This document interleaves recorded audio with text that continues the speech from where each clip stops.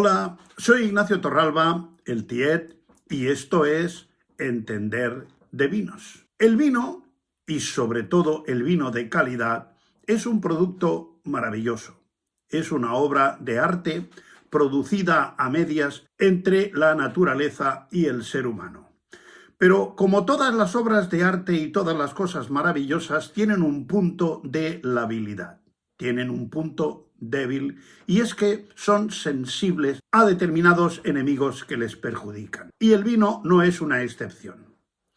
Vamos a hacer un repaso a los 5 enemigos principales que perjudican la calidad del vino. En primer lugar está la temperatura. Los cambios de temperatura, sobre todo si son bruscos y extremos, perjudican el delicado equilibrio molecular del vino. Un exceso de temperatura, por la causa que sea, un camión cargado de vino que se aparca al sol mientras come el conductor, vino guardado en la cocina, produce un efecto llamado maderización, que deja el vino cocido o guisado, por lo que resulta irreconocible y además es un proceso irreversible. En la botella, el vino se puede dilatar y superar la barrera del corcho. El propio corcho lo delatará, sobre todo si el vino es tinto, aunque en el blanco también. El vino saldrá al exterior y cuando la temperatura baje, el vino se encogerá y por donde el vino ha salido, por los resquicios del corcho, entrará aire y por lo general ese aire no será aire puro. Llevará bacterias, esporas, olores, etc., que contaminarán y perjudicarán el vino. Las temperaturas muy bajas también perjudican el vino y el agua será lo primero que se congelará, con lo que se disociará del resto de los componentes, perdiendo el equilibrio molecular que ha costado años conseguir. Por eso, un vino recién elaborado necesita tiempo para que los componentes nuevos que se crean en la fermentación, como el alcohol, se integren con el resto. Cuando un vino se congela, se puede beber, pero será un vino raro. Y lo mejor que podemos hacer con él es dejarlo para cocinar. Cuando un vino se congela, primero se retrae o encoge, penetrando en la botella los olores del ambiente, que si es en una nevera o congelador, es fácil que haya olores de pescados, quesos, etc. Y cuando el agua se congela, ocupa más espacio, por eso suele reventar la botella. El segundo enemigo mortal del vino es la humedad.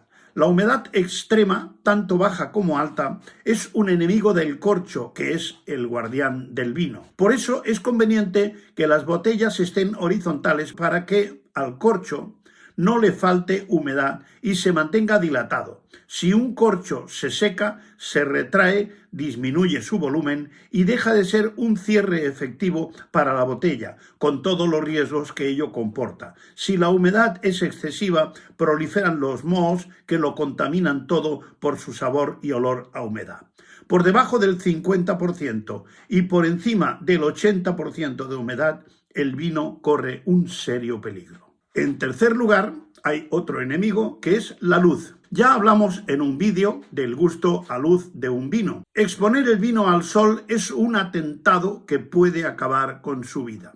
Los rayos ultravioleta interaccionan con los componentes del vino y alteran su estructura molecular y rompen los taninos, que forman parte de la estructura del vino. Por eso los vinos blancos se alteran antes que los tintos. Por eso la mayoría de botellas son de color verde que no deja pasar los rayos ultravioletas. El cuarto enemigo mortal del vino es la posición. El vino es muy sensible al movimiento. Cuanto menos se mueva, mejor. La vibración también es un movimiento y por lo tanto es sumamente perjudicial, porque también altera la estructura molecular del vino. La mejor posición para todas las botellas de vino es la horizontal, aunque los espumosos, al ser el corcho mucho más grueso y estar más comprimido, tienen algo más de aguante. Y en quinto lugar están los olores.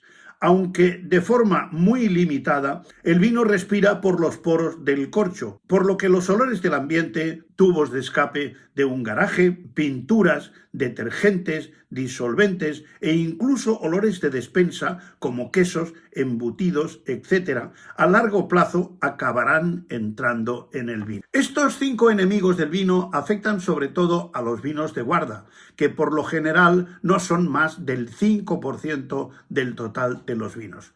Los vinos de consumo temprano corren menos riesgos, pero menos no quiere decir ninguno. En 2 semanas es difícil que un vino se contamine por los olores del ambiente, pero en 2 meses o en 2 años el riesgo es mucho mayor. Por lo tanto, el sitio ideal para guardar el vino será un lugar fresco, con humedad moderada y controlada, a oscuras, en posición horizontal y sin olores, ni buenos ni malos, porque saber cuáles son los enemigos del vino también es entender de vinos.